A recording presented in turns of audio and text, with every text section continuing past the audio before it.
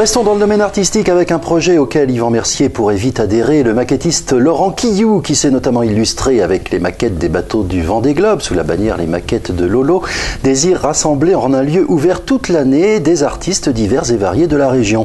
La mosaïque des métiers d'art pourrait voir le jour à Brême-sur-Mer dans un vaste local ouvert au public où les artistes pourraient temporairement ou à l'année exposer, vendre leurs œuvres et faire des démonstrations de leur savoir-faire. C'est parti dès le départ quand moi je me suis lancé à fabriquer des maquettes et où j'ai voulu exposer. Et partout on me disait c'est pas possible, vous prenez trop de place.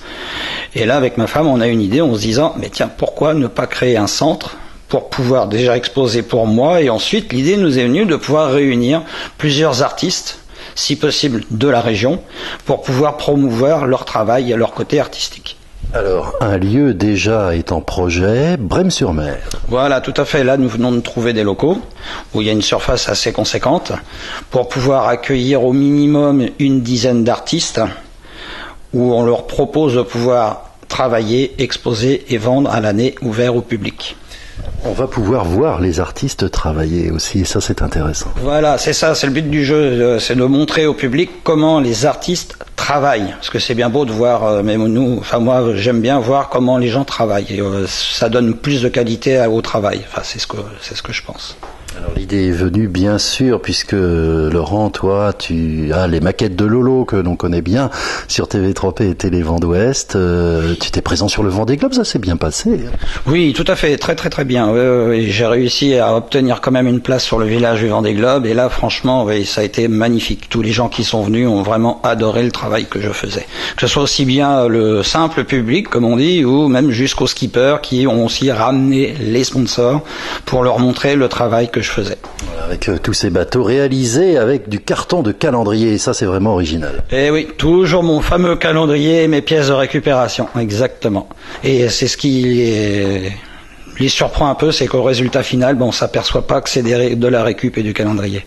Les skippers réjouis de voir ces maquettes, ils sont venus les voir. Ah oui, il y a plus d'un, et du coup on profitait pour dédicacer mes maquettes. Alors tout ça est de très bon augure pour la mosaïque des arts. Maintenant, faut lancer l'appel aux artistes et puis trouver un petit peu de sous aussi, peut-être tous ceux qui voudraient s'impliquer dans ce projet.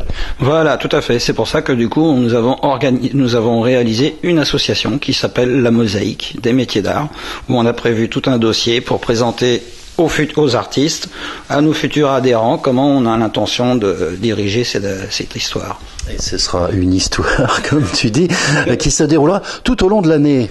Voilà, tout à fait. Le but du jeu, c'est de pouvoir réussir à rester ouvert au public à l'année. Donc avec des artistes qui resteraient y travailler à l'année, plus pour des week-ends sur des thèmes, des autres artistes qui pourraient venir exposer que pour des week-ends ou autres, sans forcément être obligés d'y rester à l'année. Alors on reparlera de cette mosaïque des métiers d'art, mais d'ores et déjà, on peut se renseigner et te contacter pour exposer si l'on est artiste, par exemple. Oui, tout à fait. Tout est à disposition. Ça y est, le site internet a été créé, le site de la mosaïque des métiers d'art, et sur Facebook aussi. Donc il n'y a aucun souci. Il y a toutes les coordonnées pour pouvoir nous contacter.